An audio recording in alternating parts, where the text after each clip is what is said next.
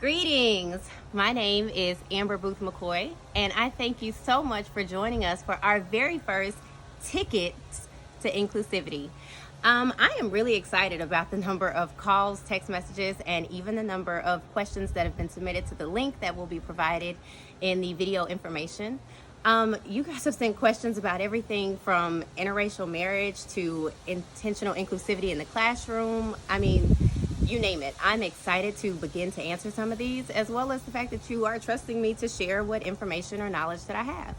As I've always said, no one has all the answers, but I appreciate you for at least trusting me to share what answers I may or may not have, and even inviting voices to, share their information and experience as well.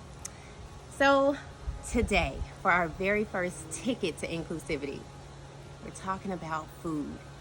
Do you know how, I don't know about your house, but trying to figure out what we're going to eat almost feels like an act of Congress on a daily basis. Maybe 3 people want something and 1 person wants something different. I'm probably the one, all right? And I'm mama. Anyway, so I've had several friends, even this week alone, talk to me about how they've gone to events and things, and maybe they are vegan, vegetarian, gluten-free, and they were hungry. They were invited somewhere and had nothing to eat because sometimes us meat eaters decide, we got to make sure we get that fruit tray. We got to make sure we get that veggie tray. And then they'll just eat that because all vegans and vegetarians and people who can't eat meat just eat, fruit and vegetables. And then we end up throwing it away at the end. When intentional inclusivity could be just as simple as sending out a notice prior to the event that says, hey, if anyone has any dietary restrictions, go ahead and give me a call. I would love to make sure that you have something to eat. And then if they call you, that's great. And if they don't, that's on them because you were intentional about making sure that they would have something.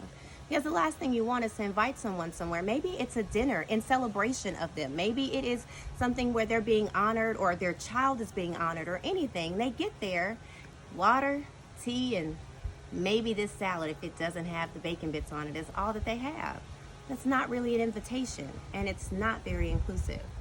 So that is definitely our ticket to inclusivity today, to remember to think outside of yourself. Make sure that inclusion is not just about thinking about others, but hearing from others, right? Because intentional inclusivity is just that, just making sure that it's not about who's at the table, but who's not at the table that should be at the table. Thank you so much for joining us today. My name is Amber Booth-McCoy. That is your ticket to inclusivity today from the Diversity Booth, and I look forward to talking to you next time.